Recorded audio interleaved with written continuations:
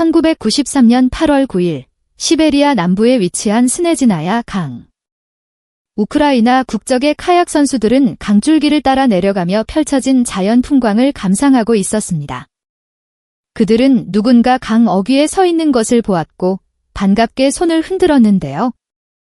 하지만 그 여성은 이렇다 할 반응이 없었죠. 카약이 가까워지며 근거리에서 그녀를 다시 본 그들은 카약을 급하게 멈춰야만 했습니다. 어려 보이는 소녀가 피가 잔뜩 묻은 재킷을 입고 넋이 나간 표정으로 멍하니 서 있었기 때문인데요. 그녀는 그룹의 유일한 생존자였죠. 일주일 전인 8월 2일, 러시아의 산악 가이드였던 류드밀라 코로비나는 자신이 담당하고 가르치던 아지무트 관광클럽의 학생들과 함께 하이킹을 떠납니다. 코로비나는 클럽 내에서 학생들, 동료들 모두에게 신임받는 전문가로 러시아를 넘어 세계적으로 알아주는 베테랑이었는데요. 생존주의적인 성향으로 인해 캠핑의 난이도가 높아지는 점이 간혹 지적되기는 했으나 이것은 어디까지나 전문 산악 가이드로서 계획해볼 수 있는 여러 가지 선택지 중 하나일 뿐이었죠. 그녀만의 생존주의 하이킹은 혈기왕성하고 도전적인 젊은 학생들 사이에서 오히려 인기가 많았습니다. 코로비나가 이번에 택한 곳은 시베리아 남부에 위치한 카마르 다반이었는데요. 세상에서 가장 오래된 산맥이기도 한 카마르 다반은 2396m의 해발을 가진 곳으로 일반적인 관광클럽에서 진행하기에는 난이도가 약간 있는 코스였죠. 하지만 참여하는 학생들 또한 이것을 잘 알고 있었으며 다들 나이는 어렸어도 여러 번 하이킹을 해본 경험이 있었습니다. 학생들이 마스터라고 부르며 따르는 전문 산악 가이드 류드밀라 코로비나를 필두로 그녀의 양아들이라고 불릴 정도로 트레킹 경험이 풍부하고 유능했던 알렉산더 크리신, 23세. 이번 하이킹의 학생 그룹 내에서 최고 연장자였던 타티아나 필리펜코, 24세. 형과 누나를 잘 따르며 팀의 허리 역할을 맡았던 데니스 슈바치킨, 19세. 경험은 다소 부족했지만 트레킹에 대한 열정만큼은 누구에게도 지지 않았던 빅토리아 잘레소바, 16세. 가장 어리지만 나이에 비해 풍부한 실전 경험을 가지고 있는 팀의 바파노프, 15세. 그리고 발렌티나 우토첸코, 17세. 그렇게 총 7명으로 구성된 하이킹 그룹은 1993년 8월 2일 무리노 마을에서 출발하는 것으로 그 여정을 시작했는데요. 그들은 랑구타의 강을 따라서 고개를 넘고 카놀로 산을 타고 올라간 뒤 아니그타 강과 바이가 강의 유역 고원에 도달했습니다. 8월 5일에 다른 코스로 산을 오른 코로비나의 딸 나탈리아가 이끄는 그룹과 만나 재정비를 거친 뒤 하산할 예정이었죠. 여정은 아주 순조로웠습니다. 날씨는 하이킹하기에 더없이 완벽했고 그들이 일정을 마무리하는 날까지 쭉 쾌청할 것으로 예측되었는데요. 일행은 대자연을 만끽하고 서로 간 여유로운 대화도 나누며 인생에서 더 없을 값진 경험을 쌓고 있었죠. 대부분 10대였던 그들에게 있어 이와 같은 경험은 각자의 가치관과 장래를 형성하는 데도 크게 일조했습니다. 다들 마음속에 자라나는 꿈을 품고서 희망찬 미래를 그려보고는 했는데요. 그 누구도 이것이 자신의 마지막 여행이 되리라고는 상상조차 하지 못했죠. 마냥 순조롭기만 했던 여정은 3일차부터 급격하게 금이 가기 시작합니다. 그들이 웃고 떠들며 즐겁게 하이킹을 하던 사이 몽골에서 발생한 사이클론이 이르크츠크 지역을 강타한 것인데요. 예정에 없던 사이클론은 그 지역 일대의 일기예보를 모조리 뒤엎어버렸죠. 사이클론에 의해 형성된 저기압성 한랭전선은 강한 바람과 함께 급격한 기온 변화, 세찬 폭우를 동반했습니다. 코로비나 일행은 기상 악화를 대비해 챙긴 우의를 걸쳐 입고 비를 맞으며 하산하기 시작했는데요. 하지만 폭우는 이내 눈발로 변해내려 매서운 눈보라로 변해버렸고 그들은 결국 발걸음을 멈출 수밖에 없었죠. 이들은 2일차에 도착했던 레트란슬레이터 고원에서 30분 거리도 채 전진하지 못한 채 급하게 비박을 준비했습니다. 그렇게 고원이 보이는 평지에 텐트를 친 일행은 눈보라가 멎기를 바라며 오지 않는 잠을 청했죠. 그리고 새벽 4시경 거센 바람을 견디다 못한 텐트들이 찢어져 버립니다. 그들은 2시간에 걸쳐 수리를 시도했지만 상황은 더 나아지지 않았는데요. 결국 비가 새는 텐트 안에서 침낭에 의지해 하룻밤을 버텨낼 수밖에 없었죠. 다음 날 오전 11시, 그룹은 무거운 몸을 일으켜 텐트를 걷고 하산을 준비했습니다. 전날부터 이어진 급격한 기상 악화에 제대로 된 수면을 취하지도 못했던 그들은 전반적으로 상태가 좋지 않았는데요. 젊다고 하기에는 너무 어려웠고 나이에 비해 경험이 풍부할 뿐 노련하지 못했죠.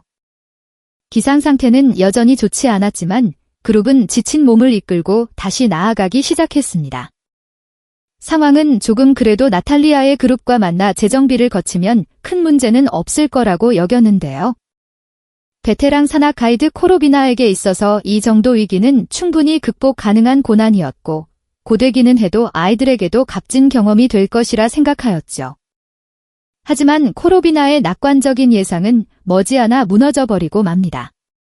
하산을 시작한 지 얼마 지나지 않아 크리신이 쓰러지고 만 것인데요. 부축을 받고 일어난 크리신은 괜찮다고 말하였지만 그 뒤로도 몇 번을 더 비틀거리며 넘어지기를 반복했죠. 결국 일행은 크리신의 짐을 나눠지고 걷기로 합니다. 크리신의 상태는 한눈에 보아도 좋아 보이지 않았지만 여기서 더 휴식을 취할 수도 없었는데요. 기상이 지금보다 더 악화될 가능성도 있었고 나탈리아의 그룹과 만나 재정비를 하지 못하면 상황이 여러모로 정말로 심각해질 수도 있었기 때문이죠. 가장 강인했던 팀의 맏형 크리신의 급격한 건강 악화는 팀의 분위기에 적잖은 동요를 일으켰지만 코로비나와 아이들은 내색하지 않았습니다. 이미 몸과 마음이 많이 지쳐있던 그들은 상황이 더 나빠지지만 않기를 바랄 뿐이었는데요. 그리고 그 바람이 무색하게 크리신이 또다시 쓰러지고 말죠.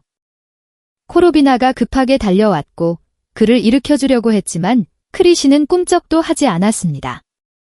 곧 사시나무 떨듯 온몸에 경련을 일으키기 시작한 크리신은 입에서 거품까지 물며 고통스러워했는데요. 물론 코로비나는 그를 진정시키기 위해 응급처치를 준비하는 한편 넋이 나간 채 서 있는 아이들에게 저 앞에 숲으로 얼른 뛰어가라고 소리쳤죠. 기상이 여전히 좋지 않았기 때문에 환자가 더 발생하지 않도록 그리고 아이들이 패닉에 빠지는 것을 방지하기 위해 나무들이 우거진 숲으로 가서 그곳에서 기다릴 것을 명령한 것입니다. 코로비나는 팀 내에 남은 두 남성인 슈바치킨과 파파노프에게 나머지 팀원들을 이끌 것을 부탁하고 자신은 크리신의 옆에 남아 필요한 조치를 취하였죠. 슈바치킨과 파파노프는 필리펜코와 잘레소바, 우토첸코를 데리고 아래의 숲으로 서둘러 내려가기 시작했습니다. 그들 역시 방금 벌어진 상황에 적잖이 당황하고 누군가의 설명이 필요했지만 그것이 가능한 리더 코로비나와 맏형 크리신은 저 위에 있었는데요. 그 시각 코로비나는 마스터라는 칭호가 무색하게도 가장 먼저 패닉에 빠져버리고 말았죠. 그녀의 애제자 크리신은 이제 눈과 귀에서 피를 흘리기 시작했고 입에서는 피가 섞인 붉은 거품이 뿜어져 나왔습니다. 그는 진정될 기미가 전혀 보이지 않았으며 생의 마지막 남은 힘을 죽기 위해 쥐어짜는 것처럼 보였는데요. 그렇게 잠시 동안의 시간이 흐르고 크리신은 움직임을 멈추었죠. 그렇게 아지무트 관광클럽 카마르 다반 하이킹 그룹의 첫 번째 희생자가 발생합니다. 아이들은 이 사실을 모르는 채 다급하게 산을 내려가고 있었습니다. 그들이 현재로서 할 수 있는 일은 코로비나가 명령한 대로 아래의 숲을 향해 뛰는 것뿐이었는데요. 나이에 비해 다양한 경험을 쌓았다고 자신하던 어린 10대들은 간신히 울음을 참고 있었죠. 그리고 저 위에서 이번에는 코로비나의 비명소리가 들려옵니다. 언제나 듬직하게 팀을 이끌던 베테랑 가이드의 절망에 빠진 외침.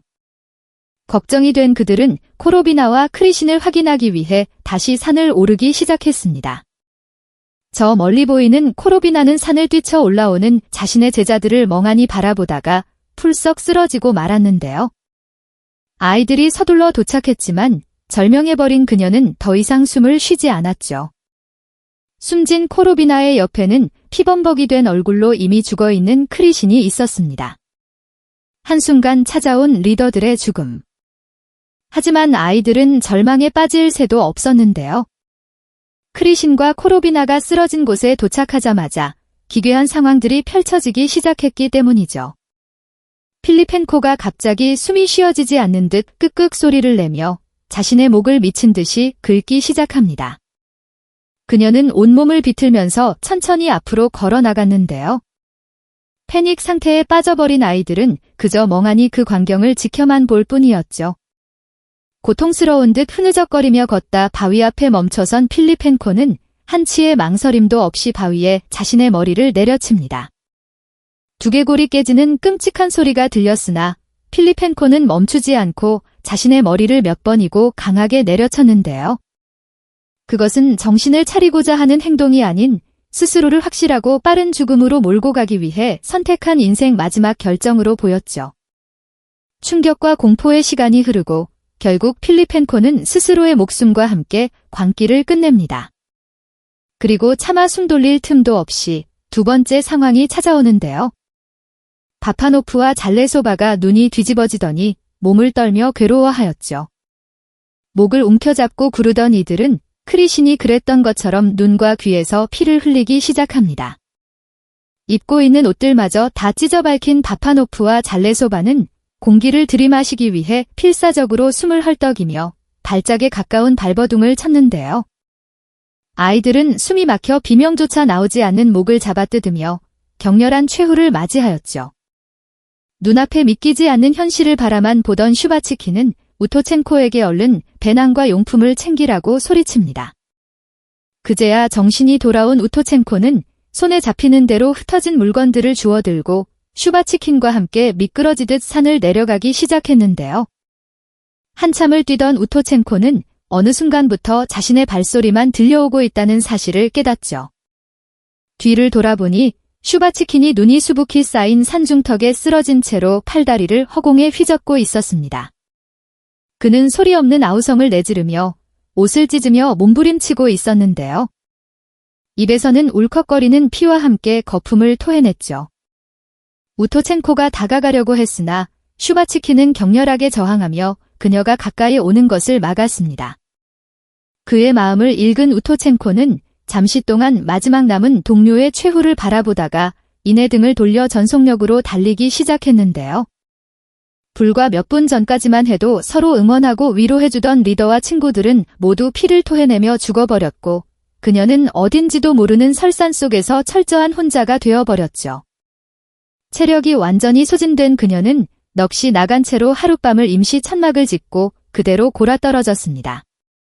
다음 날 아침, 날씨는 언제 그랬냐는 듯 하이킹을 시작하던 때와 같이 맑게 개었는데요.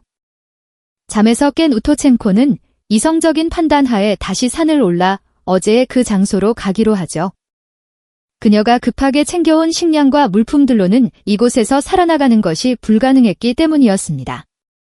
자신의 친구들과 리더가 살아있을지도 모른다는 기대는 이미 저버린 뒤였는데요.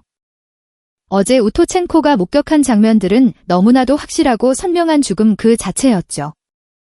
자신에게도 어제의 그 기괴한 증상이 발생할지도 모른다는 엄청난 두려움과 공포, 끔찍한 모습으로 죽어버린 동료들을 마주해야 한다는 압박감. 우토첸코는 이 모든 것을 감당하기에 너무도 어려웠습니다. 친구들의 피가 튄 재킷을 여미며 그녀는 결국 그곳에 다시 도착했는데요. 예상했던 대로 그들은 어제 숨을 거둔 모습 그대로 그 자리에 있었죠. 되살아나는 악몽 같은 광경에 그녀는 두 눈을 질끈 감고서 필요할 때만 가끔씩 땅을 바라보며 더듬거리며 앞으로 나갔고 친구들을 지나 코로비나의 시신이 있는 곳으로 향했습니다. 코로비나의 배낭에서 나침반과 식량, 기타 생존 도구들을 챙긴 우토첸코는 황급히 그곳을 빠져나왔는데요. 다행히 어제와 같은 일이 그녀에게 벌어지지는 않았지만 안심할 수는 없었죠. 우토첸코는 나탈리아가 이끄는 그룹과 접선하기로 한 5일이 지났으니 그녀가 구조 요청을 해주었을 거라고 생각했습니다. 하지만 나탈리아는 그 시각 이미 일행을 데리고 카마르 다반을 떠나고 있었는데요. 그녀는 그저 기상 악화로 인해 코로비나 그룹의 하산이 늦어지는 것이라 여겼고 자신이 걸어 내려온 그 산에서 어머니가 죽었으리라고는 상상조차 하지 못하고 있었죠. 하루가 또 지나고 하이킹 6일차. 그녀는 송전탑에 연결된 전선을 따라 걸어보기로 합니다. 그녀의 선택은 옳은 듯했고 저 멀리 마을이 보였는데요. 하지만 마을은 버려진 상태였으며 사람들은커녕 음식조차 남아있지 않았죠. 우토첸코는 마을의 수도관을 따라 며칠을 더 걸었습니다. 그렇게 강가에 다다른 그녀는 이제 어떠한 희망도 남지 않았다는 것을 인정할 수밖에 없었는데요. 식량은 다 떨어졌고 자신이 서 있는 곳이 어디인지도 알 수 없었죠. 바로 그때 죽음에 대해 생각하던 그녀에게 누군가 손을 흔듭니다. 저 멀리 강가에서 카약을 탄 사람들이 자신을 향해 환하게 웃으며 인사하고 있었는데요.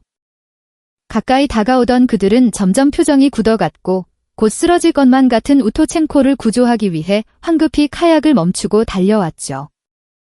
그렇게 아지무트 관광클럽 카마르다반 하이킹 그룹의 유일한 생존자 발렌티나 우토첸코는 극적으로 구조됩니다. 지역 병원으로 이송된 우토첸코는 한계에 다다른 체력과 영양결핍, 정신적인 쇼크 등이 겹치며 쓰러지고 말았는데요. 이후 의식을 되찾고 회복한 그녀는 병원으로 찾아온 당국의 조사관들에게 그간의 일들에 대해 털어놓았죠. 시신수색은 그로부터 2주가 넘게 지난 8월 24일이 되어서야 시작되었습니다. 산의 강풍이 연이어 불어 헬리콥터를 띄우는데 애를 먹었기 때문인데요. 뒤늦게 현장에 도착한 구조원들은 이미 너무도 처참한 상태가 되어버린 5명의 하이커들을 마주해야 했죠. 시신들은 수습되었지만 심하게 진행된 부패, 야생동물에 의한 훼손 등으로 검시관들이 조사할 만한 유의미한 단서들은 거의 남아있지 않았습니다. 확인할 수 있는 것은 이들이 숨이 닿기 전 스스로 옷을 벗으려 했다는 것과 극심하고 급진적인 고통에 의해 죽었다는 것, 그리고 다들 폐에 멍이 든 상태였다는 것뿐이었는데요. 검시관은 코로비나의 경우 심장마비, 그 외의 인원들은 기상 악화로 인한 저체온증이 주요 사망 원인이라고 결론지었죠. 검시관은 그들이 죽기 직전 옷을 벗은 이유에 대해 저체온증 사망자에게서 간혹 나타나는 이상탈의 현상이라고 설명했습니다. 저체온증 증상이 심해지면 신체는 최후의 발악을 위해 몸 표면에 넓게 분포하는 말초 혈관을 수축합니다. 이는 피부를 일종의 단열층으로 활용해 뇌와 심장 등의 주요 장기를 보호하려는 최종 방어 기제라고 볼 수 있는데요. 이러한 과도한 수축 상태가 지속되다가 결국 버티지 못한 근육들이 이완되면서 혈관이 일제히 확장되면 뜨거운 피가 한꺼번에 피부로 몰리게 되고 몸속에서 갑자기 불에 타는 듯한 자결감이 느껴져 옷을 벗게 되는 것이죠. 옷을 벗은 시점에서 최후의 발악은 실패로 돌아간 것이므로 이 단계까지 온 저체온증 환자들은 머지않아 목숨을 잃게 되고 맙니다. 하지만 사건이 보도되자 곧장 여러 반박들이 이어졌습니다. 그들이 하이킹을 떠난 때는 여름으로 기상이 급격히 악화되기는 했지만 저체온증으로 사망에 이르기는 어렵다는 것이었는데요. 당시 해당 지역의 평균 야간 기온은 영상 10도 정도로 기상이 매우 악화되었던 그날도 기온이 영하 미드로는 떨어지지 않았었죠. 다만 그들의 젖은 옷과 몸은 변수가 될 수 있었습니다. 세찬 폭우로 인해 일행의 옷은 내내 젖어있는 상태였고 엎친 데 덮친 격으로 텐트까지 찢어지며 밤사이 몸을 말리지도 못했는데요. 이러한 상황이 지속되면서 저체온증에 놓이게 된 이들이 하나둘 사망에 이르게 되었다는 것이었죠. 하지만 그래도 이해되지 않은 점들이 너무나 많았습니다.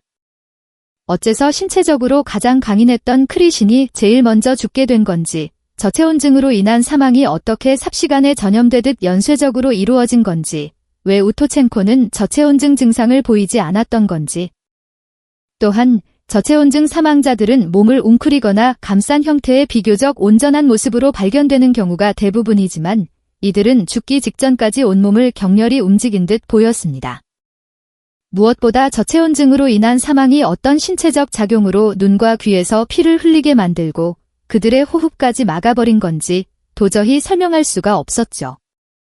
이에 고산병으로 인한 급성 폐부종이 사망의 원인으로 지목되었습니다. 폐부종은 악화될 시 심한 호흡곤란과 함께 피가 섞인 거품을 내뿜는 경우도 있기 때문인데요.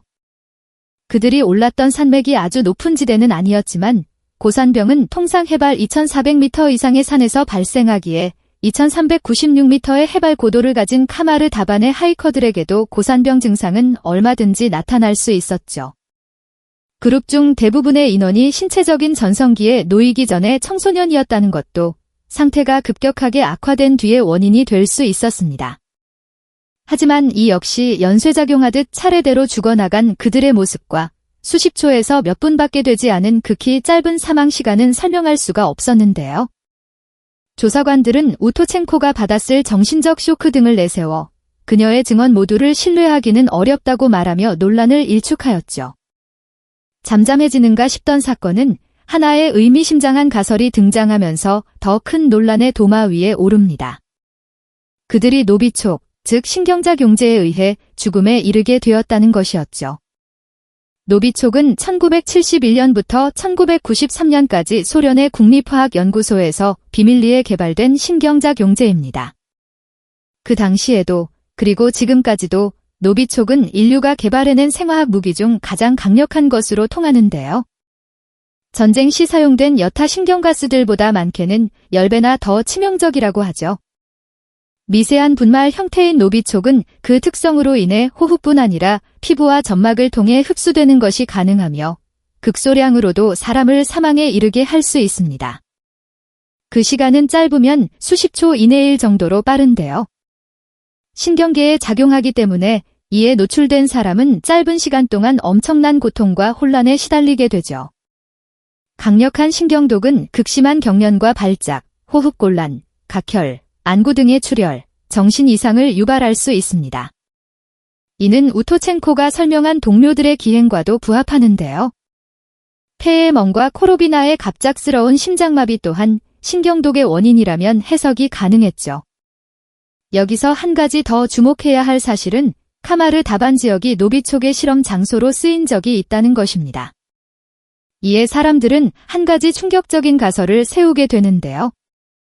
유례없는 폭우로 카마르 다반의 집안 일부가 무너져 내렸고 이에 땅속에 묻혀있던 노비촉이 공기 중에 유출되면서 우연히 그 위를 지나던 일행이 변을 당했다는 것이었죠. 크리신이 문제의 지점을 밟으면서 노비촉이 공기 중에 분말 형태로 살포되고 그대로 첫 번째 희생자가 탄생. 바로 그 옆에 있었던 코로비나가 다음 타겟이 되었으며 코로비나와 크리신의 상태를 확인하기 위해 가까이 접근했던 필리펜코, 잘레소바, 파파노프가 차례대로 노비촉에 노출. 그들과 약간 떨어져 있던 슈바치킨까지 덮쳤다는 것이었습니다. 무언가 본능적으로 깨달은 슈바치킨이 목숨을 잃어가는 와중에도 우토첸코가 자신에게 접근하려는 것을 손짓발짓을 써 필사적으로 막으면서 그녀는 안전거리를 유지하며 결국 누구와도 접촉하지 않았고 홀로 살아남을 수 있었다는 건데요. 미세분말 형태의 노비촉은 수십 초 혹은 수분 내에 바람을 타고 날아가 버렸기에 다음 날 우토첸코가 이곳을 다시 찾았을 때는 그녀가 멀쩡할 수 있었다는 것이죠. 그러나 이 소름 끼치는 가설 역시 어디까지나 추측에 지나지 않았습니다. 땅속에 묻혀있던 노비촉이 집안이 무너지면서 공기 중에 흩어지게 되고 그로 인해 그룹원 7명 중 6명이 죽음에 이르게 되었다는 것은 그 충격적인 내용만큼이나 믿기 어려웠는데요. 이것은 엄청난 논란과 화제를 불러일으켰지만 결국엔 가설로 끝날 수밖에 없었죠. 이외에도 위급 상황에 대한 대처 능력이 부족했던 아이들이 집단 패닉에 빠져 쇼크사한 것이다. 식사로 다 같이 섭취한 음식 중 치명적인 독버섯이 포함되어 그런 것이다. 바이칼 호수에 투기한 독성 폐기물을 섭취해 일어난 일이다 등 다양한 가설들이 뒤따랐으나 무엇으로도 이들의 사인을 명확하게 밝혀낼 수는 없었습니다. 2018년 러시아의 일간신문 콤소몰스카야 프라브다에서 생존자인 발렌티나 우토첸코와의 인터뷰를 진행합니다. 그녀는 사건 이후 국가와 비공개 계약을 하고서 도시를 떠나 조용히 살고 있었는데요. 기자를 피하던 그녀는 수차례의 요청 끝에 인터뷰에 응하였죠. 왜 저를 다시 악몽으로 끌고 오려고 하나요? 저는 아무것도 기억하고 싶지 않습니다. 우토첸코, 당신은 모든 것을 25년 동안 혼자서만 간직해왔어요. 이제는 진실을 말해야 합니다. 그날 카마르 다반에서 무슨 일이 일어났던 거죠? 제가 기억하는 것은 모두가 넘어지더니 고통스러워하며 피를 흘렸다는 것입니다. 마치 공포영화의 한 장면 같았죠. 아직도 이해가 되지 않아요. 저체온증과 폐부종, 저도 그렇게 믿고 있습니다. 32년 전 그들에게는 대체 무슨 일이 있었던 걸까요? 그 진실을 알고 있는 것은 지금도 그 자리에 고요하게 서 있는 거대한 산뿐입니다. 기묘한 밤이었습니다. 1986년 5월 19일, 결혼 3개월 차인 카미야 치카라와 쿠도 리사코는 이시가키 섬으로 신혼여행을 떠나기 위해 오키나와현에 위치한 나하 공항으로 향합니다. 아내에게 잊지 못할 여행을 선사하고 싶었던 카미야는 그녀의 친구 3명도 여행에 함께 초대했고, 리사코의 친구들은 다음 날인 20일 오전에 나하 공항에 합류하였는데요. 그렇게 4사람은 표를 끊고 이시가키 섬으로 향하는 비행기를 기다렸죠. 이때까지만 해도 모두들 여행의 설렘을 안고서 웃고 떠들며 즐거운 시간을 보내고 있었습니다. 몇 시간 뒤, 이 중 누군가 죽게 될 것이라고는 상상조차 하지 못했죠. 이런 급한 일이 생겨서 말이야. 나는 아무래도 신혼여행에 함께 가지 못할 것 같아. 이미 비행기 표까지 다 끊었으니 친구들이랑 재밌게 놀고 와. 같은 날 오전 11시 40분경 카미야는 갑자기 급한 일이 생겼다며 여행에서 빠지게 됩니다. 신혼여행에 남편이 없는 상황이 되어버렸으나 같이 가기로 했던 친구들이 있었기에 리사코는 친구들과 함께 이시가키행 비행기에 탑승했는데요. 카미야는 당일 오후 비행기로 오사카로 돌아가기 위해 홀로 공항에 남았죠. 아쉬운 마음을 뒤로하고 여행길에 오른 리사코와 친구들은 오후 1시쯤 이시가키 섬에 도착합니다. 그리고 설레었던 여행은 곧 악몽으로 변해버렸는데요. 섬에 도착한 직후부터 식은땀을 흘리며 오한에 시달리던 리사코가 온몸에 마비 증세와 호흡곤란까지 오며 상태가 급속도로 악화되더니 구급차로 병원에 이송되자마자 돌연 사망해버린 것이죠. 섬에 도착하고서 불과 30분 만에 일어난 일이었습니다.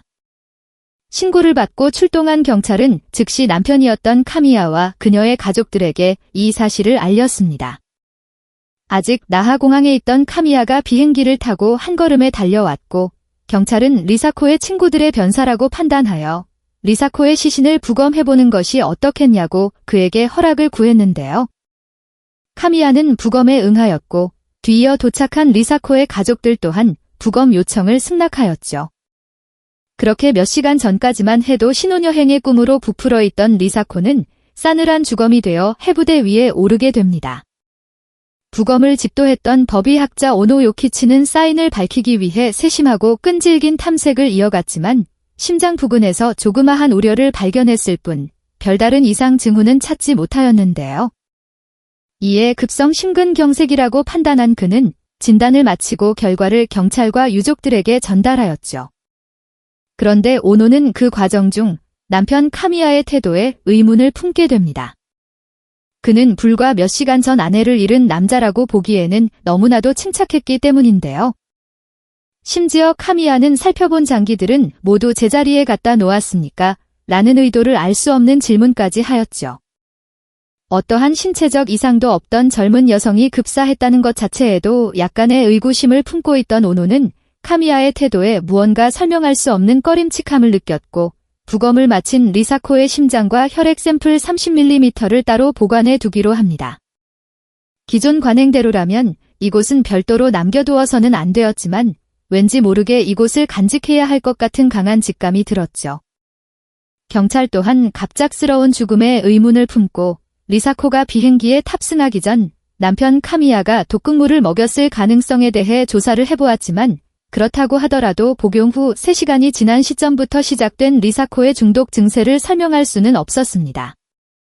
증세가 시작된 지 30분 만에 급사할 정도로 치명적인 맹독이 체내에서 3시간 동안 가만히 있다가 갑자기 폭발하듯 효과를 발휘한다는 것은 이제까지 알려진 어떠한 독과도 그 특징이 부합하지 않았는데요. 이에 이것이 계획된 살인이 아니라고 판단한 경찰은 법의학자가 가져다준 급성 심근경색을 사인으로 발표하게 되죠. 하지만 같이 여행을 떠났던 리사코의 친구들은 카미야에 대한 의혹을 거두지 않았습니다. 사실 그녀의 친구들은 이전부터 그를 쭉 이상하게 생각하고 있었는데요. 리사코와 그녀의 친구들은 도쿄 이케부쿠로에 위치한 고급 술집의 호스티스였습니다. 어느 날 갑자기 13살 연하의 리사코에게 접근한 카미야는 자신을 공인회계사라고 소개하며 값비싼 선물 공세를 이어갔는데요. 명품 모피코트와 400만 원에 달하는 반지 등을 건네며 리사코의 환심을 산 카미야는 만나게 된 지 6일 만에 청혼을 하였죠. 이에 무언가 다른 꿍꿍이가 있을 것이라 의심한 그녀의 친구들이 카미야와의 결혼을 반대하였지만 이미 마음이 넘어간 리사코는 술집을 관두고 카미야와 동거를 시작, 3개월 뒤 결혼을 하게 되죠. 카미야를 수상하게 생각한 리사코의 친구들은 공인회계사 명단에서 카미야 치카라라는 이름을 찾아보았지만 해당하는 이름은 명단에 존재하지 않았습니다. 친구들이 이를 따져 묻자 카미야는 사실 저는 중소기업에서 경영 컨설턴트로 일하고 있습니다 라고 답하였다고 하는데요. 하지만 건넸던 값비싼 명품들에 비해 너무나도 낡고해진 구두를 신고 있었던 모습, 높은 연봉의 전문가라고 하기에는 어딘가 허술한 모습 등으로 인해 리사코의 친구들은 이를 여전히 의심스럽게 여겼다고 하죠. 리사코의 친구들은 이러한 내용들을 언론과 경찰에 알리며 조사를 더 해보아야 한다고 강하게 어필했습니다. 하지만 이미 경찰 측에서 공식 발표한 사인, 그녀들의 직업 등으로 인해 이들의 이야기를 진지하게 들어주는 곳은 없었는데요. 친구들은 포기하지 않고 각종 언론사의 문을 두드렸고 일간 스포츠의 오다기리 기자와 포커스 편집부의 치치야 마모루 기자가 이 같은 이야기에 관심을 보이게 되죠. 그들은 그녀들과 심도 깊은 이야기를 나누고 카미야를 조사해보기로 합니다. 그리고 이 과정 중 매우 의심스러운 정황 몇 가지가 포착되죠. 첫 번째는 1년 전인 1985년 카미야가 약국에서 캡슐형 강장제를 대량으로 구매하였다는 사실입니다. 캡슐형 강장제는 캡슐에 약을 넣어 섭취하는 제품으로 카미야는 약사에게 아버지가 노망이 들어 의사인 양 주변 사람들에게 나눠주고는 합니다라고 구매 이유를 설명하였다고 하는데요. 하지만 기자들이 취재해본 결과 카미야의 아버지는 그와 같이 살고 있지 않았으며 정신도 원전한 상태였던 것으로 밝혀졌죠. 두 번째는 결혼 이후 카미야가 리사코에게 자신이 직접 만든 영양제를 꾸준히 먹여왔다는 것이었습니다. 그는 이것을 그저 몸에 좋은 약 정도로만 설명했다고 하는데요. 더욱 의심스러운 것은 사건 당일 비행기가 출발하기 전 공항에서도 카미야가 이것을 리사코에게 먹이는 것을 그녀의 친구 중 한 명이 목격했던 것이죠. 세 번째는 이번이 카미야의 세 번째 결혼이었으며 이전 두 아내들 모두 급성 심근경색으로 사망하였다는 것입니다. 첫 번째 아내 야마시타 교코 1981년 7월 사망. 두 번째 아내 야마다 나치에 1985년 9월 사망. 그리고 쿠도 리사코 1986년 5월 사망. 카미야와 리사코가 결혼한 시점은 바로 전 부인이었던 나치에가 사망한 지 4개월도 채 지나지 않았을 때였죠. 가장 결정적인 네 번째는 카미야 치카라가 결혼 직후 리사코의 앞으로 무려 4개의 생명보험을 들었다는 것이었습니다. 그 금액을 전부 합치면 무려 1억 8,500만 엔, 1986년 기준으로 한화 약 10억 원에 달하는 거액이었는데요. 이로 인해 매달 나가는 보험료만 36만 엔에 달하였지만 이를 낼 수 있는 형편이 되지 않았던 카미야는 대부업체에게 돈을 빌리면서까지 보험금을 지불하고 있었죠. 오다기리 기자와 마모루 기자는 취재를 통해 알아낸 사실들을 한데 취합하여 신문 일면에 실었고 이것은 즉시 엄청난 논란을 불러일으킵니다. 카미야를 수상쩍게 생각했던 법의학자 오노 요키치 또한 자신이 개별적으로 모은 자료들을 경찰에게 전달하였는데요. 이에 비밀수사회의를 연 경찰 측은 카미야가 범인이라면 그녀를 대체 어떻게 죽인 걸까에 포커스를 맞추어 재조사를 실시하였죠. 역시나 독극물이 가장 유력하다고 생각한 이들은 치바대학의 복용 3시간 후부터 치명적인 중독 반응이 시작되는 독약 캡슐 제작을 의뢰합니다.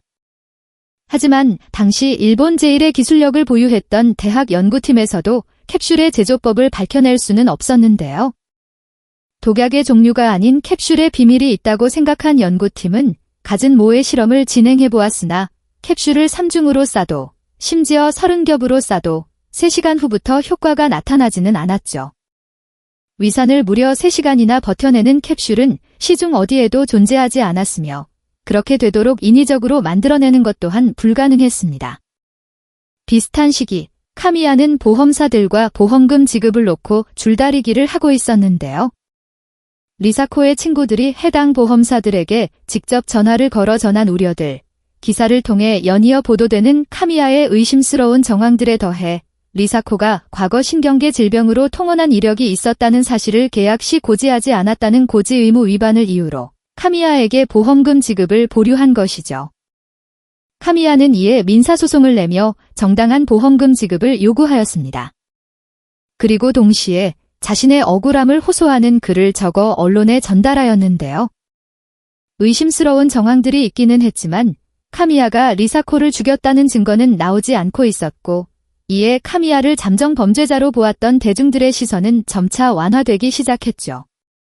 계획적으로 아내를 독살하고 그에게 보험금을 타려고 한 사이코패스는 어느새 무분별한 추측과 언론 플레이에 의해 희생된 아내를 잃은 남편으로 비춰지게 됩니다.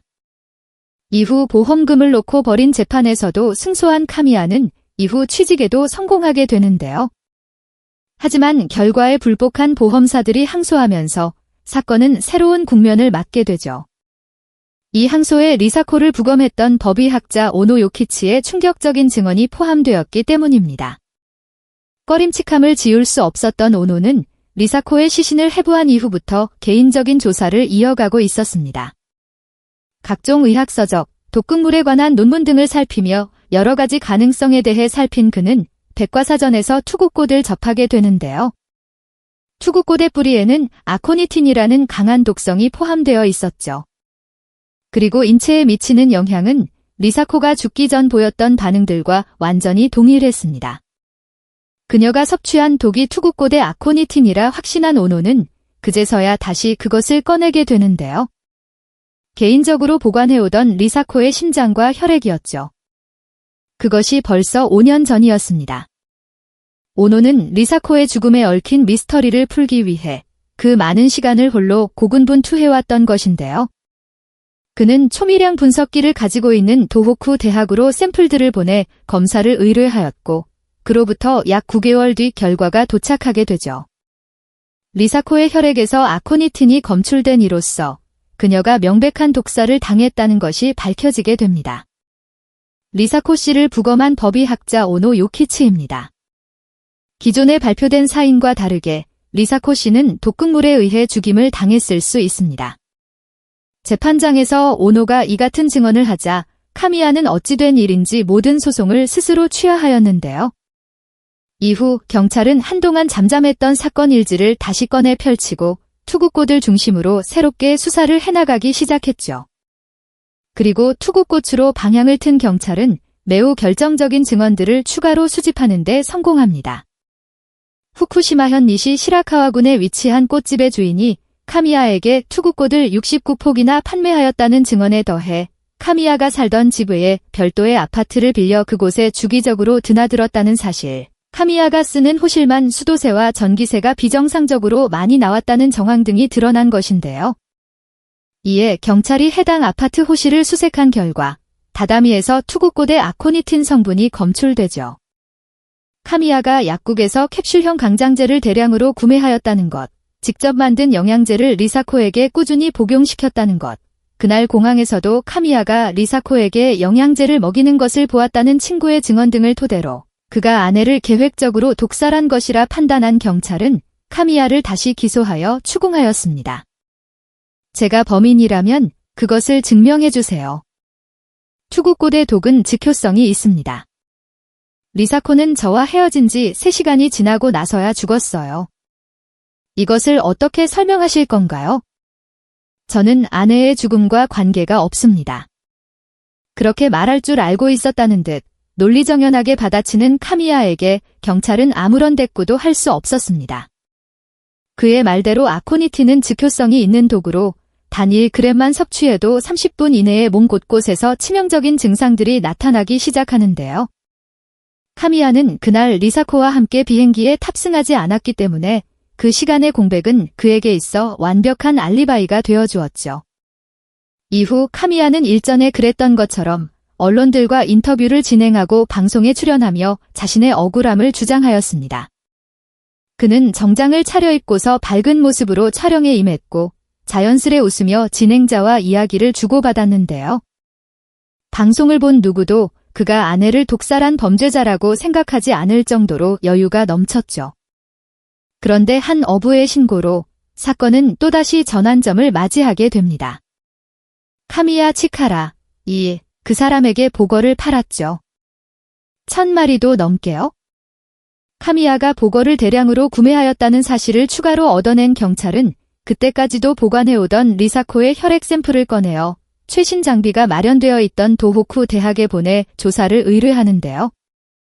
그리고 리사코의 혈액에서 아코니틴뿐만 아니라 테트로도톡신, 즉 보거독 또한 포함되어 있다는 것을 밝혀내죠. 하지만 그럼에도 3시간의 공백은 해소되지 않았습니다. 사건의 미스터리와 리사코의 억울함을 모두 풀어내려면 이것을 설명할 수 있어야 했는데요. 이야기를 전해들은 오노 요키치는 다시금 각종 서적들을 탐독하며 테트로도톡신에 대하여 공부하기 시작했죠. 이쯤 경찰과 오노는 카미야의 범죄를 99% 확신하고 있었고 3시간의 공백만 해결된다면 남은 1%를 마저 채워넣을 수 있을 것이라 생각했습니다. 그리고 결국 오노는 찾아내고야 말았는데요. 기량작용, 서로 반대되는 영향을 끼치는 요소가 서로의 효과를 방해하여 상쇄하는 작용. 즉, 투구꽃의 아코니틴과 보거의 테트로도톡신이 서로 간 기량작용을 일으키는 독이었던 것입니다. 이 두 가지 독은 동시에 몸에 들어오게 되면 즉시 서로를 방해하기 시작하는데요. 테트로도톡신은 나트륨 이온의 이동을 막고 신경을 차단하지만 아코니틴은 이와 반대로 나트륨 채널의 통로를 과활성화시켜 이온을 증가시키기 때문이죠. 때문에 두 가지 독을 적절한 배합으로 함께 복용하게 된다면 신체 내외적으로 별다른 이상 증세를 느끼지 않게 됩니다. 단, 이렇게 발생하는 기량작용은 언젠가 끝나기 마련인데요. 테트로도톡신의 반감기가 아코니틴보다 짧기 때문에 몇 시간이 지나면 몸속에서는 테트로도톡신이 사라져 아코니틴만 남게 되고 홀로 남은 아코니틴은 그제서야 즉효성을 발휘하게 되는 것이죠. 캡슐 하나 분량 기준으로 보거독과 투구꽃 독의 기량작용이 무너지고 이를 복용한 사람이 사망에 이르게 되는 시점은 3시간이었습니다. 오노는 공판에서 자신이 밝혀낸 이러한 사실들을 증언하였는데요. 그렇게 드러나게 된 사건의 전말은 생각 이상으로 충격적이었죠. 투구꽃과 보거를 대량으로 사들인 카미야는 주변 누구에게도 알리지 않고 아파트 빈방을 하나 계약합니다. 그리고 빚까지 지며 꽃과의 실험기구들을 입수해 방 안에 설치하였는데요. 이후 투구꽃과 보거로부터 맹독을 추출해내는데 성공한 그는 기량작용이 일어나는데 필요한 배합식을 알아내기 위해 실험용 쥐를 구매하여 동물 실험까지 진행했죠. 그렇게 몇 년에 걸친 준비로 맹독의 추출과 배합까지 모두 완성해낸 그는 약국에서 구매한 캡슐형 강장제의 약 대신 자신이 제조한 독극물을 주입합니다. 이후 리사코와 결혼한 카미야는 그녀와 주변 사람들이 의심하지 않게끔 멀쩡한 알약을 꾸준히 먹였고 리사코가 사망한 날의 오전에만 그녀에게 독이 든 캡슐을 먹인 건데요. 체내에 들어간 독 캡슐은 그의 예상대로 기량작용을 하며 시간을 벌어주었고 그렇게 카미야의 알리바이가 완성된 것이죠. 경찰은 조사 과정 중 카미야가 1981년부터 투구꽃과 보거를 구매했다는 사실 또한 알아냈습니다. 1981년은 카미야의 첫 번째 부인이 급성 심근경색으로 사망한 해였는데요. 이전에 두 아내 또한 리사코처럼 독살당했을 거라는 추측에 경찰은 그의 과거 범죄 가능성도 들춰보려고 했죠. 실제로 두 번째 아내였던 나치에처럼 생명보험에 가입된 상태로 사망했고 이것으로 카미야가 1000만 엔, 하나로 1억 원에 달하는 고액보험금을 지급받았다는 사실도 밝혀집니다. 하지만 너무나 오래전의 일들이라 이와 관련된 증거는 찾을 수가 없었는데요. 카미야는 수년이 넘도록 구매해온 투구꽃과 보거 모두 관상용 혹은 식품회사 창업 준비용이었다며 혐의를 극구 부인했죠. 결국 세 번째 아내 리사코를 독살한 혐의로만 재판에 다시 넘겨진 카미야는 1994년 무기징역을 선고받습니다. 카미야는 유죄 판결을 받아들이지 않고 항소하였지만 결과는 바뀌지 않았는데요. 복역 중에도 자신의 무죄를 꾸준히 주장한 카미야는 2권의 책까지 집필하면서 이전처럼 다시금 언론의 관심을 끌어보려고 하였죠. 하지만 이미 무너져 내린 그의 성에 눈길을 주는 이들은 없었습니다. 너무나도 명백한 살인, 독살된 아내 혹은 아내들. 그는 무기징역수로 복역하다가 2012년 7월 73세의 나이로 쓸쓸히 사망하게 되죠. 전문가도 알지 못했던 두 가지 맹독의 기량 작용 발견, 맹독을 추출해내고 그 배합식을 찾기까지의 긴 과정, 각종 장비들에 대한 잔혹한 동물 실험, 그리고 그것을 자신의 아내에게 건네기까지. 가히 천재적인 완전 범죄 트릭을 꿈꿔왔던 카미야의 살해 여정은 그렇게 막을 내렸습니다. 자칫 미제로 남을 뻔했던 사건은 친구의 억울한 죽음을 대신하여 타헤쳐준 친구들과 진상조사를 위해 발벗고 나선 몇 명의 기자, 직감 하나만으로 심장과 혈액을 수년 넘게 보관하고 그 비밀마저 밝혀낸 법의학자 오노 요키치에 의해서 결국엔 세상 밖으로 드러날 수 있었습니다. 일본의 투구꽃 살인 사건은 그때도 지금도 전례 없는 범죄로 남아있죠. 기묘한 밤이었습니다. 타카바 사토루는 텅 비워버린 옛집을 찾습니다. 일주일에 두세 번은 들르곤 하는 오래되고 낡은 아파트. 한때는 웃음이 끊이질 않았던 신혼집에선 이제 사람의 온기조차 느껴지지 않는데요. 말라버린 핏자국과 먼지 쌓인 가구들만이 놓인 이곳에서 25년 전 그의 아내 타카바 나미코는 그에게 무참히 살해당했죠. 사토루는 범인을 꼭 잡아내겠다 다짐하며 오늘도 차게 식은 편의점 음식들로 끼니를 때웁니다. 1999년 11월 13일 일본 아이치현 나고야시. 그 해는 사토루와 나미코가 결혼하던 4년째가 되던 해였습니다. 연애 때와 같던 평범하고 평화로운 아침날. 다녀올게, 여보. 오전 9시경 사토루는 출근 준비를 마치고 아내에게 인사합니다. 나미코는 2살 난 아들 고에이를 안아들고 웃으며 남편을 배웅했는데요. 그렇게 사토루는 아파트를 나섰죠. 30분쯤 지난 오전 9시 30분경 나미코 또한 외출 준비를 서두르고 있었습니다. 전날부터 미열이 있었던 고에이를 병원에 데려가기 위해서였는데요. 오전 11시 10분 나미코는 고에이와 함께 소아과에 도착하였죠. 이후 병원 진찰을 마치고 아파트로 돌아오는 모자가 단지 주차장에서 목격된 것이 대략 11시 40분경. 다정하게 고에이의 손을 잡고 있던 나미코. 이는 그녀의 생전 마지막 모습이었습니다. 얼마쯤 시간이 더 흐르고 오후 2시 30분경 아파트 주인이었던 다카아 씨가 나미코의 집 문을 두드립니다. 평소 정이 많던 다카아 씨는 정원에서 키우던 나무에 감이 열린 것을 보고 친분이 있던 입주민들의 집을 방문해 감을 나누어주고 있었는데요. 그녀는 몇 번이고 문을 두드려 보았지만 안에서 들려오는 대답은 없었죠. 이 시간이라면 나미코가 있을 텐데 하고 생각하며 문고리를 돌려본 다카아 씨는 현관문이 열리자마자 비명을 지르며 뒤로 나자빠지고 말았습니다. 피칠갑을 한 채로 현관 복도에 쓰러져 있는 여성은 분명 나미코였는데요. 다카아 씨는 덜덜 떨리는 손을 부여잡고 곧장 119에 신고하였죠. 텔레비전 소리가 흘러나오는 거실에는 고에이가 울지도 않고 가만히 앉아 있었습니다. 그의 어머니는 이미 숨을 쉬지 않는 듯했지만 이제 막 2살이었던 그녀의 아들은 죽음이라는 것을 이해하기에는 너무나 어려웠죠. 조금 지난 시각, 나미코가 피를 토하며 쓰러졌다는 다카아 씨의 연락을 받은 사토루가 급하게 차를 몰아 아파트로 돌아옵니다. 차에서 내리려던 찰나, 사토루는 현장에 출동한 구급대원으로부터 한 통의 연락을 다시 받게 되는데요. 부인인 나미코 씨가 사망하셨습니다. 유감을 표합니다. 사토루는 미친 듯이 아파트 계단을 뛰어올라 집에 다다랐으나 눈앞에 펼쳐진 광경은 새빨간 피 웅덩이 위에 누워있는 이미 절명해버린 아내의 모습이었습니다. 몇 시간 전까지 웃으며 자신을 배웅해주던 나미코. 이제 다시는 그녀와 이야기를 할 수도 웃는 모습을 볼 수도 없다는 사실이 아직 실감조차 나지 않았는데요. 사토루는 그저 고에이를 안아들고 멍하니 현실을 직시할 수밖에 없었죠. 목에서 발생한 대량의 출혈로 인해 사망하셨습니다.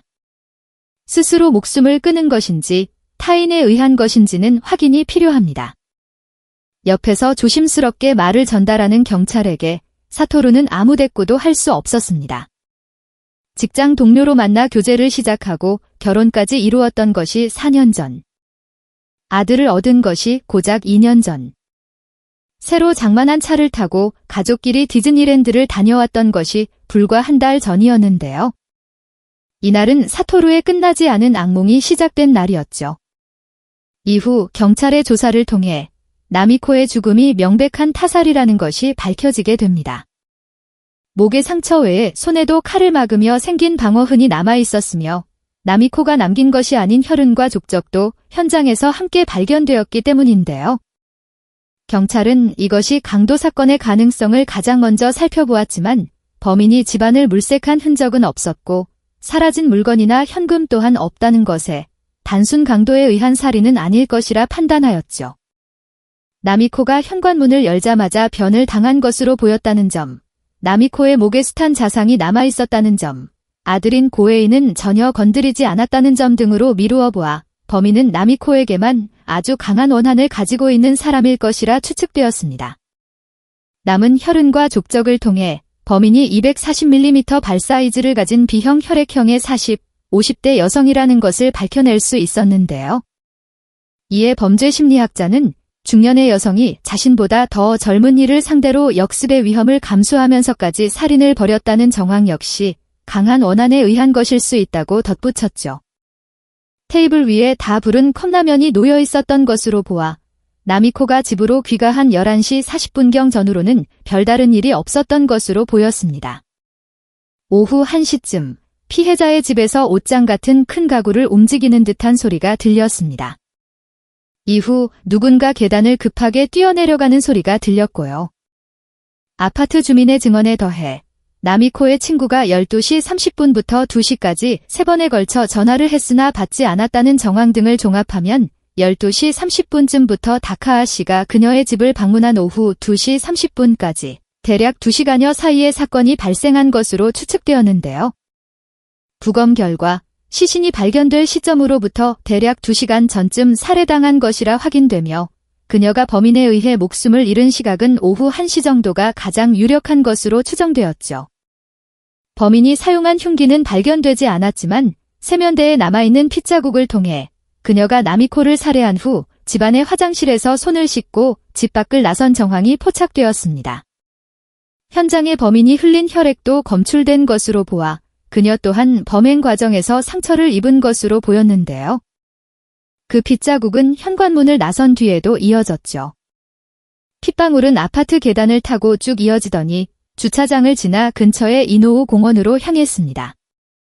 주차장까지의 거리가 약 500m. 범인이 입었던 상처 또한 가볍지는 않은 듯 보였는데요. 그녀는 공원의 개수대에서 손을 씻은 뒤 북쪽 방향으로 나아간 것으로 확인되었죠. 하지만 혈흔을 쫓던 경찰은 망연자실할 수밖에 없었습니다.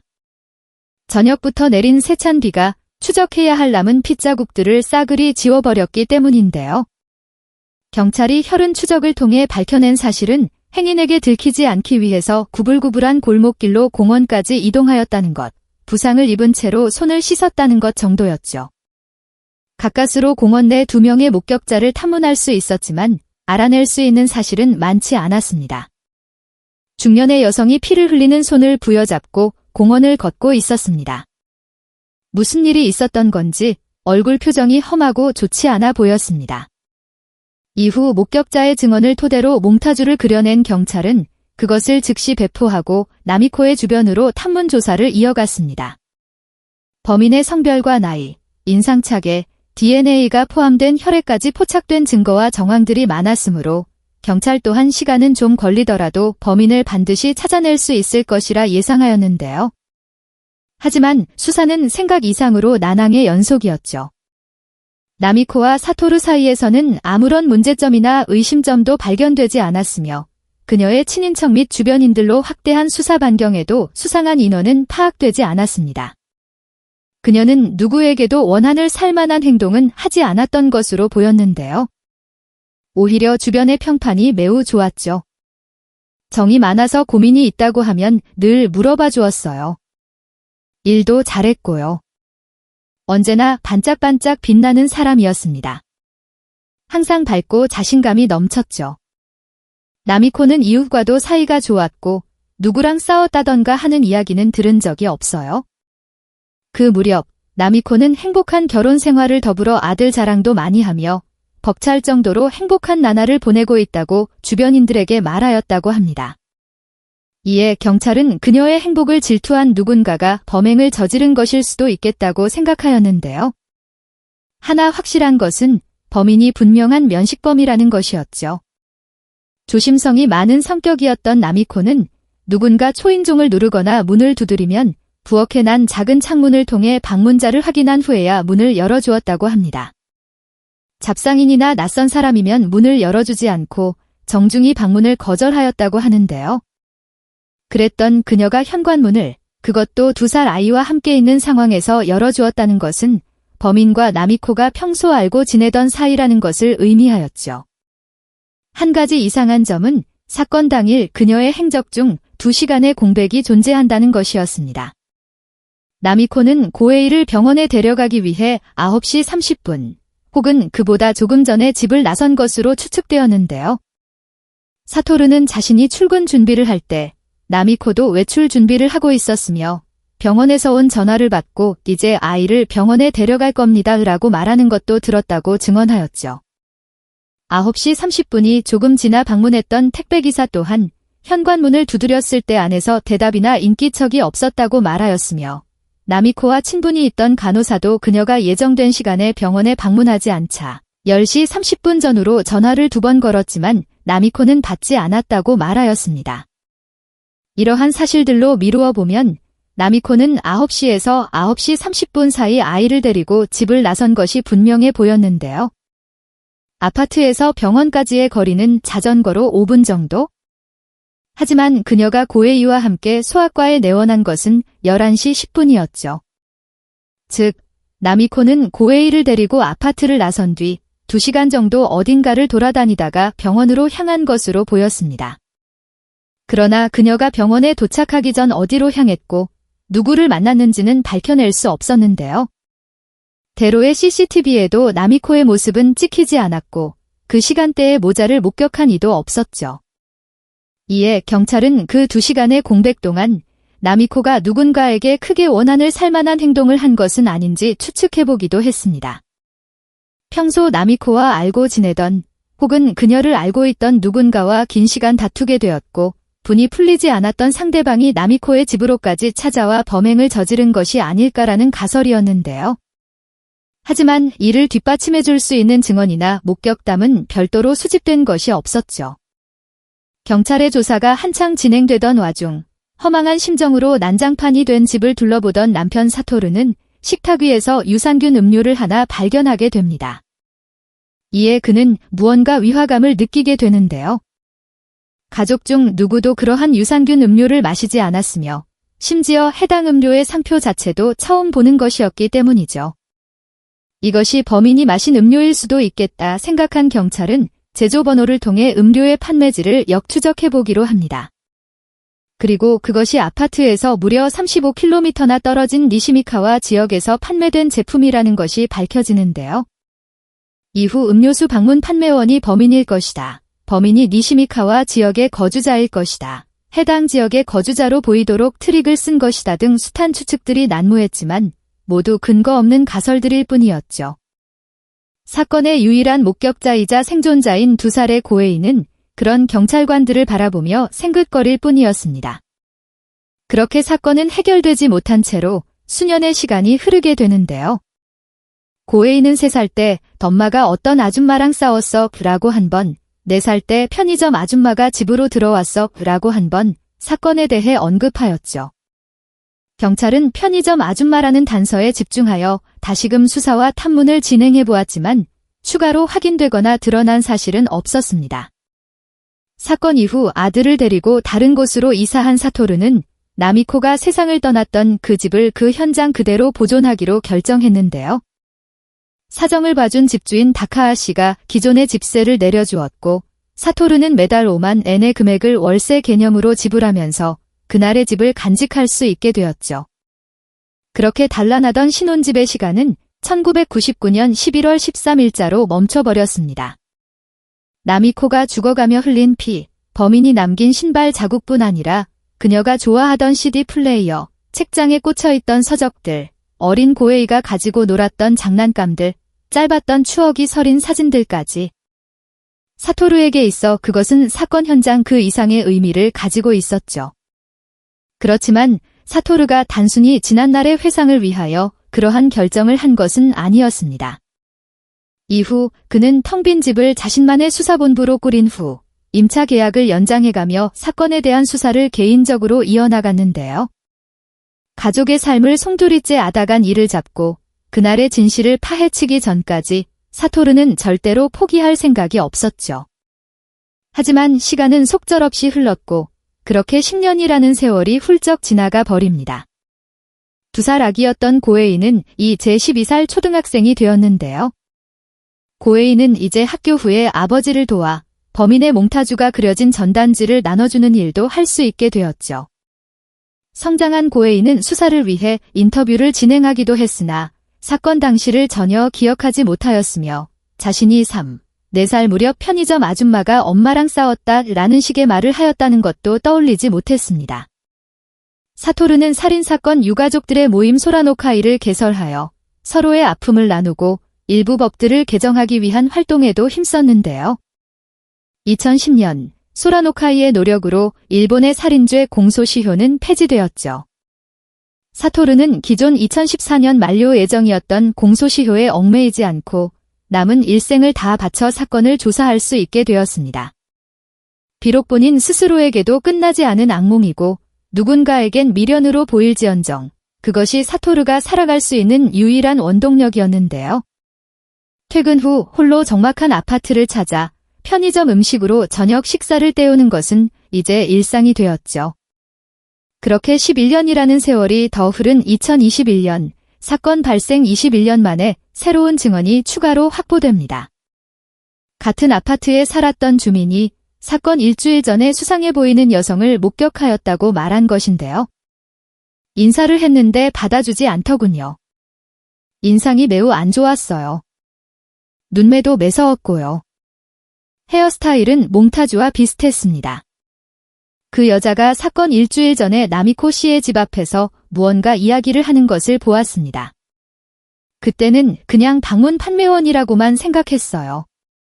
이에 대해 나미코의 어머니와 관련한 석연치 않은 정황이 드러나기도 했죠.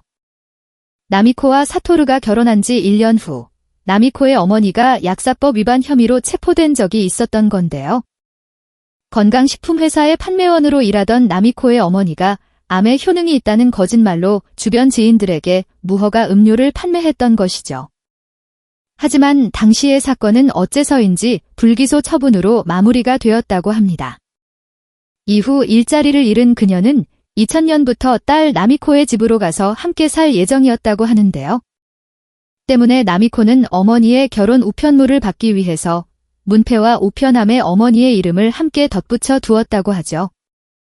이에 나미코의 어머니로부터 사기를 당한 피해자가 앙심을 품고 그 딸을 찾아와 해한 것이 아니냐는 소문이 돌기도 했습니다. 범죄 프로파일러는 나미코가 매번 방문자를 확인하고 문을 열어주는 등 조심성을 가지게 된 것도 어머니의 사건으로 인한 것일 수 있으며 그날 문을 열어주었던 건 범인이 어머니의 이름을 말했기 때문이라고 추측하기도 했는데요. 그러나 뒤이은 수사에서 양 사건을 연결지을 만한 증거는 나오지 않았고 수사는 늘 그렇듯 다시 원점으로 돌아왔죠. 그렇게 2025년 현재 아직도 범인은 잡히지 않았습니다. 사토루는 이른 나이를 바라보는 나이가 되었으며 고에이는 이제 장성하여 27살 청년이 되었는데요.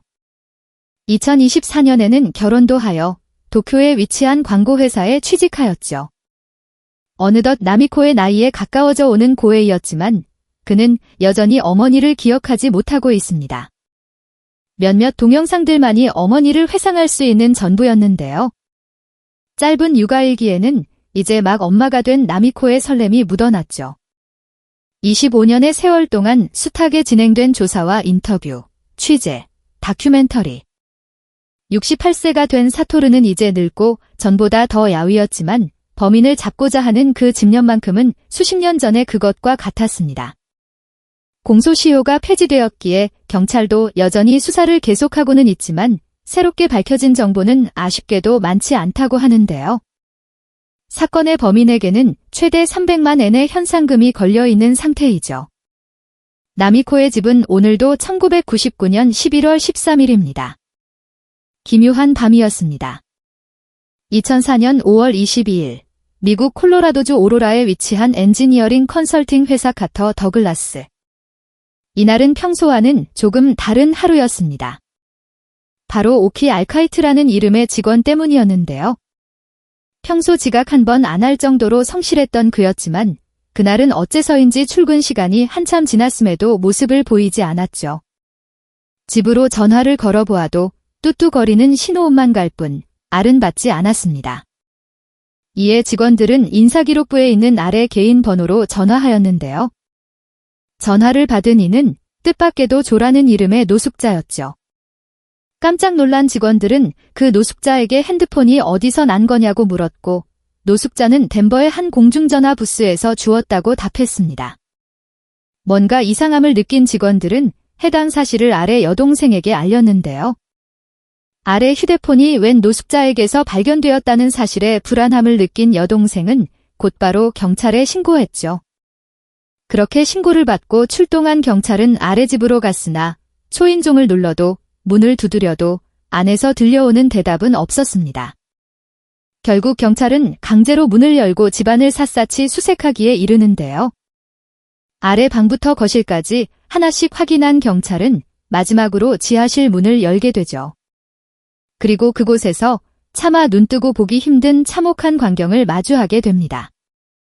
사람의 손과 발을 등 뒤로 묶는 이른바 새우꺾기 자세, 일명 호그타이라고 불리는 방식으로 알이 묶여 있었던 것이었습니다.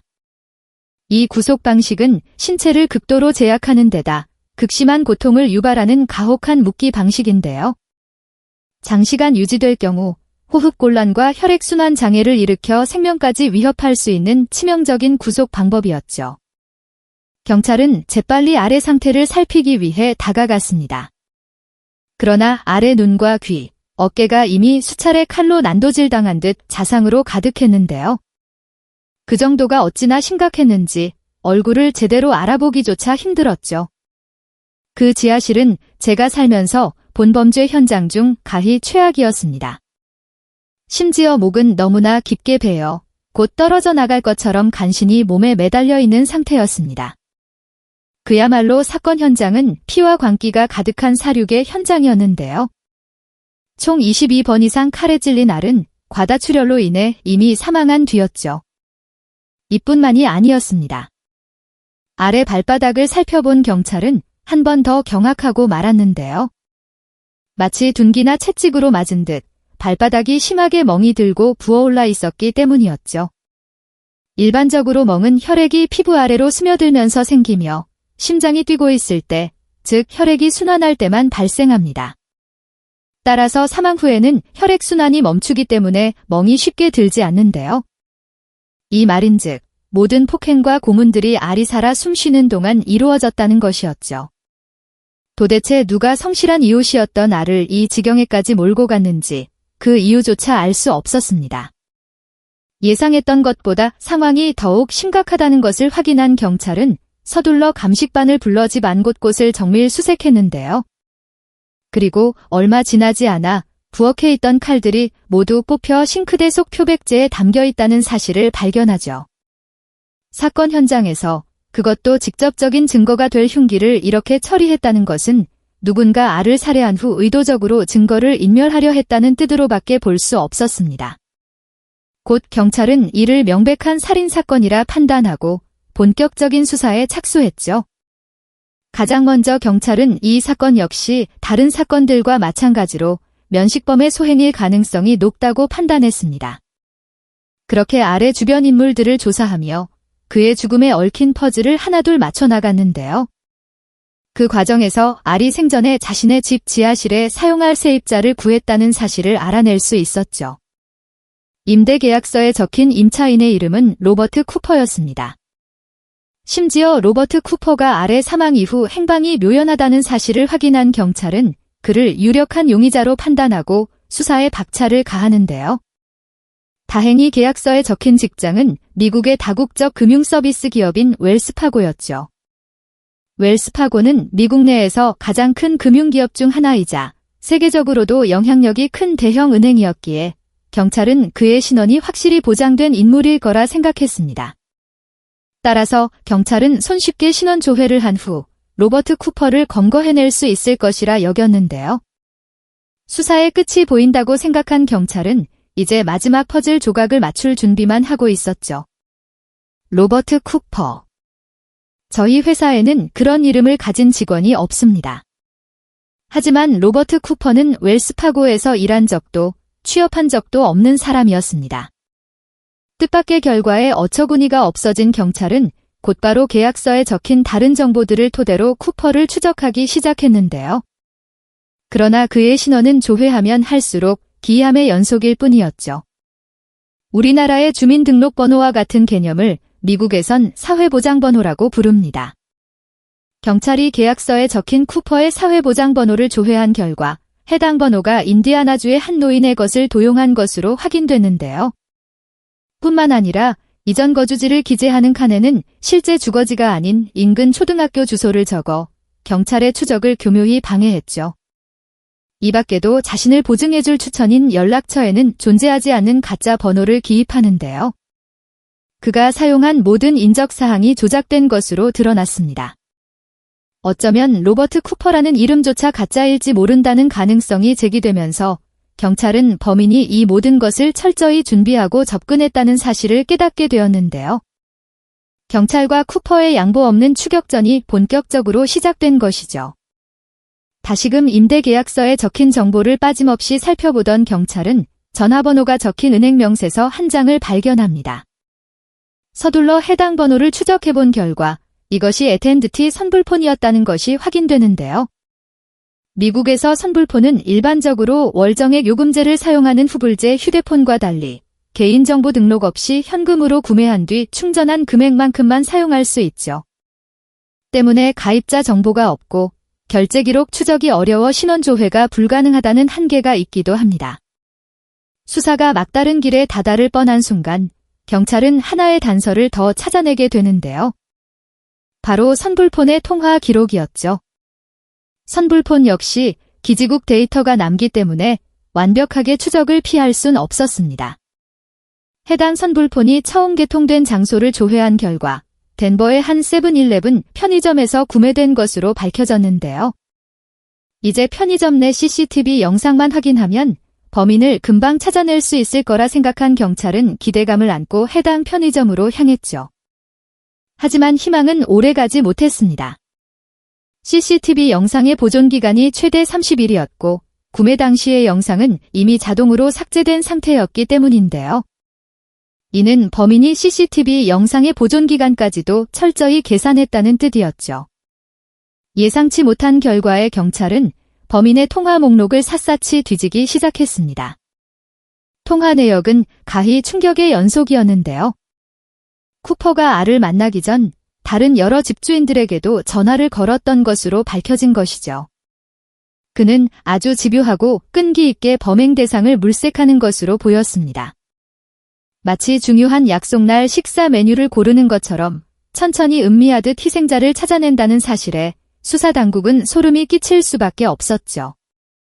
알의 경우 살해 직전까지 쿠퍼와 10차례 넘게 통화를 주고받은 것으로 확인되었죠. 이 모든 정황들은 쿠퍼가 일반적인 범죄자와는 전혀 다른 성향을 지닌 인물임을 시사했습니다. 이 밖에도 쿠퍼는 통화할 때 일정한 장소나 패턴 없이 지역 곳곳을 돌아다니면서 통화하였는데요. 이 역시 경찰이 기지국 데이터를 활용해 용의자를 추적하는 것을 의도적으로 방해하기 위한 전략이었죠. 일련의 방식들이 완벽에 가까울 정도로 치밀하다 보니 경찰의 추적 방식과 수사 기법에 대해 이미 알고 있는 사람이거나 적어도 관련 업계에 종사한 경험이 있는 인물일 가능성이 높다고 추측되기도 했습니다. 하지만 모든 것은 추측과 가설일 뿐 무엇 하나 명확한 정보가 없었는데요. 경찰들이 흩어진 단서들을 아무리 모으고 모아도 쿠퍼는 이미 한참 전에 그들의 머리 위에 서 있었죠. 도무지 의중도 행방도 알 수 없는 범인의 행동에 농락당하던 경찰은 수사를 다시 원점으로 돌려 아래 주변부터 천천히 되짚어보기로 시작합니다. 혹시나 해당 사건이 금전 문제로 벌어진 것은 아닐까 하는 생각에 아래 개인 계좌 내역을 조회해보았는데요. 그리고 사건이 발생한 날 밤 누군가 아래 계좌에서 $1,000를 인출한 기록을 발견하게 되죠. 경찰은 곧바로 해당 현금이 인출된 경위를 조사하기 위해 ATM 기기의 담당사인 웰스파고 측에 수사 협조를 요청했습니다. 다행히도 이번엔 CCTV 영상이 온전히 보존되어 있다는 사실에 안도한 경찰은 마침내 이 전대미문의 범죄자 얼굴을 확인할 수 있을 거라 확신했는데요. 그러나 승리의 여신은 이번에도 경찰을 비웃었죠. CCTV의 영상 속 남성은 두 손에 장갑을 낀 채 스키 마스크를 쓰고 있었기 때문입니다. 이는 누가 봐도 자신의 신원을 철저히 감추려는 의도가 다분했는데요. 결국 진실을 밝혀낼 마지막 퍼즐이 여전히 풀리지 않으면서 수사는 다시금 미궁으로 빠지게 되죠. 다음 날 경찰은 한 통의 전화를 받습니다. 누가 우리 집 앞에 차를 버리고 갔어요? 차량을 확인한 경찰은 해당 차량이 사건 당시 사라졌던 아래 트럭이라는 사실을 알아내는데요. 쿠퍼는 아래 트럭을 훔쳐 타고 외곽으로 이동하고 ATM에서 돈을 인출했던 것이었죠. 단 하나의 실마리라도 찾기 위해 경찰은 곧장 차량 내부 현장 감식에 들어갔습니다. 그 과정에서 아래 것이 아닌 갈색 머리카락 한 가닥을 발견할 수 있었는데요. 머리카락은 차량 내부에 유일하게 남아있는 단서였죠. 하지만 해당 머리카락 역시 명확한 신원 조회가 되지 않았고 쿠퍼의 흔적은 끝내 밝혀지지 못했습니다. 이후 경찰은 쿠퍼를 실제로 본 적이 있다고 증언한 목격자들의 진술을 확보했는데요. 목격자들은 하나같이 쿠퍼에게서 설명하기 어려운 묘한 위화감을 느꼈다고 말했죠. 나이는 한 50대 초반 정도 됐나? 검은색 머리에 깔끔한 정장을 입고 지팡이를 짚고 있었어요. 백인 남성이었고 나이는 한 30, 40대 정도 되어 보였어요. 마른 체형의 곱슬거리는 검은 머리를 가지고 있었는데 지팡이 같은 건 들고 있지 않았고요. 명확하진 않지만 루마니아 억양이 조금 있었습니다. 하지만 이 또한 범인의 정체를 특정하는 데는 한계가 있었습니다. 목격자들의 진술이 저마다 엇갈렸기 때문인데요. 쿠퍼가 자신의 모습을 감추기 위해 의도적으로 변장을 하거나 인상착의를 바꾸고 다녔던 것이죠. 모두를 완벽하게 속인 범인의 연극에 경찰은 두 개의 서로 다른 몽타주를 만들어야만 했습니다. 모두를 충격에 빠뜨린 이 사건은 현재까지도 범인이 잡히지 않은 채 미제 사건으로 남아있는데요. 최근 해외 여러 커뮤니티에서 해당 사건이 다시금 조명되며 큰 화제를 모으기도 했죠. 경찰과 FBI, 그리고 사건을 추적하는 네티즌들은 여전히 풀리지 않는 의문들을 다음과 같이 정리했습니다. 첫째, 특징적인 고문 방식. 아래 발바닥을 반복적으로 가격해 심한 멍이 들게 하는 것은 과거 티르키예와 시리아에서 전통적으로 사용된 팔라카 고문 방식을 연상시키는데요. 더군다나 알이 묶였던 호그타이 방식은 티르키예의 이슬람주의 무장단체인 쿠르드 헤즈볼라가 사용했던 방식이기도 했죠. 목격자 진술에서도 쿠퍼가 루마니아 억양을 가지고 있었다는 점이 언급되었다는 것은 그의 출신이나 과거 행적을 추적할 중요한 단서가 될 수 있었습니다. FBI는 쿠퍼가 동유럽 출신이거나 동유럽에서 군사적 훈련을 받았을 가능성이 높다고 분석했는데요. 이에 범인이 특정한 조직이나 단체에 소속된 인물일지 모른다는 의혹이 제기되기도 했죠. 한 가지 흥미로운 점은 알이 과거 핵무기 및 원자력 관련 엔지니어링 회사에서 근무했던 이력이 있다는 사실입니다. 이는 알이 국가적으로 민감한 정보들을 다루면서 쿠르드 헤즈볼라를 비롯한 특정 조직에게 신분이 노출되었을 수 있다는 가능성을 시사했는데요. 이에 누군가는 이것이 표적 살인일 수도 있다며 알이 전문 킬러에 의해 제거된 것이라 말하기도 했죠. 둘째, 범행 후 보인 기이한 행동. 쿠퍼는 범행 직후 곧바로 현장을 떠나지 않았습니다. 무려 이틀 동안 알의 집에서 홀로 머물렀는데요. 알을 살해한 후 샤워를 했고 심지어 알의 옷을 입고 집안에 있던 음식들까지 먹었죠. 마치 살해 현장을 자신의 집처럼 여긴 듯한 기이한 행동이었습니다. 수사관들은 마치 일부러 자신의 흔적을 남겨 수사기관을 조롱하려는 것 같았다, 라고 분석했는데요. 처음이라고는 도저히 믿기 힘든 능숙하고 대범한 범죄, 치밀한 사전 준비와 뒤처리까지. 사건을 담당했던 경찰들은 이렇게까지 주도면밀한 범죄는 부임 이후 처음 본다며 다들 혀를 내둘렀죠. 셋째, 금전이 목적이 아니었다는 점. 쿠퍼가 아래 카드로 현금을 인출한 것은 $1,000로 당시 한화로 환산하면 약 100만 원 정도였습니다. 특이한 점은 실제로 아래 계좌에는 그 이상의 돈이 있었음에도 단 $1,000만 인출했다는 것인데요. 때문에 수사관들은 쿠퍼가 단순한 금전적 목적이 아니라 다른 의도를 가지고 범행을 저질렀다고 판단했죠. 그의 행동 하나하나가 즉흥적인 것이 아니라 철저한 계획 아래 이루어졌다는 점에서 더욱 의심이 갔습니다. 그가 원했다면 충분히 더 많은 돈을 인출할 수도 있었지만 마치 꼭 필요한 경비만 가져간 듯한 행동이었는데요. 이는 그가 단순한 강도나 재산 범죄자가 아니라 특정한 계획을 가진 인물일 가능성을 더욱 높이는 정황이었죠. 과연 로버트 쿠퍼, 아니 신분 미상의 그는 어째서, 왜 이러한 범행을 저지른 걸까요? 그는 정말 소속된 단체로부터 지령을 받고 알을 제거하기 위해 이 모든 것을 계획한 걸까요? 사건에 얽힌 미스터리는 20년이 넘은 지금까지도 여전히 밝혀지지 않고 있습니다.